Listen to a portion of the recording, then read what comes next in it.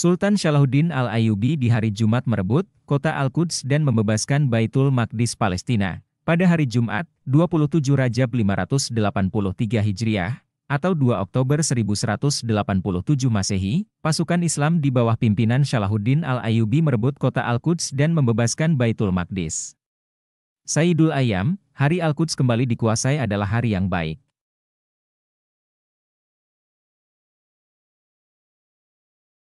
Salahuddin menyukai hari Jumat untuk memulai pertempuran. Selain itu, seperti yang diharapkan, ini adalah hari yang ideal untuk kemenangan. Tanggal kemenangan itu juga bersejarah. Dalam edisi Arab dari buku Ibn Shaddad, The Rare and Excellent History of Saladin, disebutkan bahwa Sultan menerima penyerahan kota itu pada hari Jumat 27 Rajab. Menurut Al-Quran, tanggal itu bertepatan dengan Mikraj Nabi.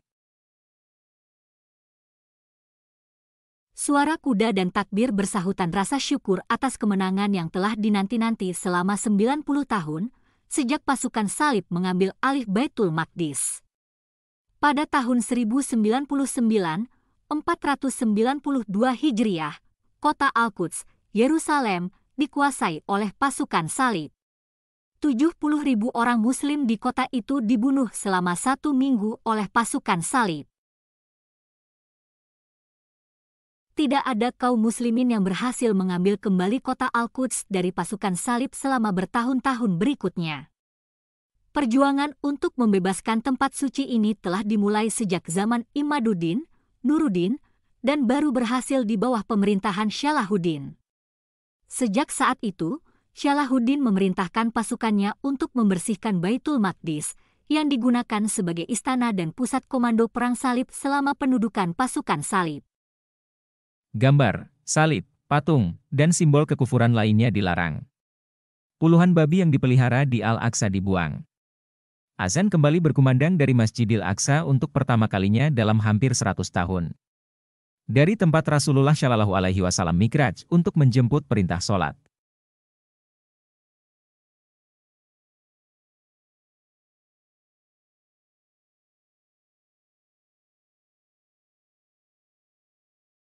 Pasukan Salahuddin yang sangat tangguh di medan jihad luruh dalam keharuan ketika mendengar seruan, "Hayya al-sholah.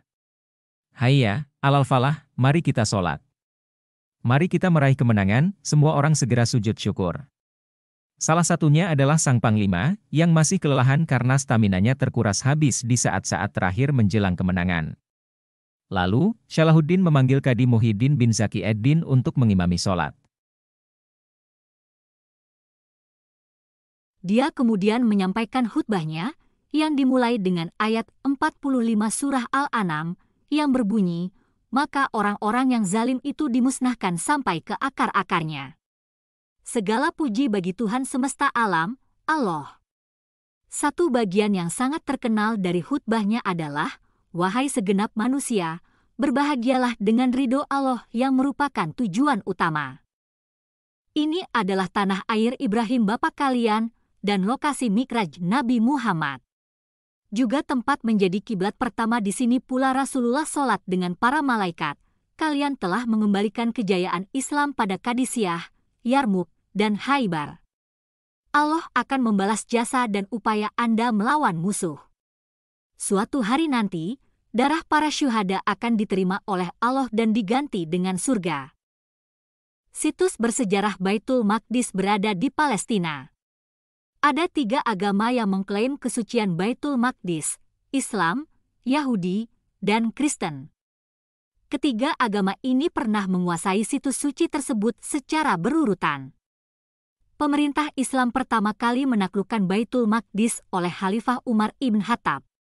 Itu terus ditaklukkan selama berabad-abad hingga masa Khulafaur Rasyidin, Bani Umayyah, dan dinasti Abbasiyah. Sekarang ini sebagian wilayah Baitul Maqdis tanah Palestina sedang dijajah bangsa Yahudi laknatullah. Mereka Yahudi merampas, menduduki, membunuh kaum muslimin pemilik tanah tersebut.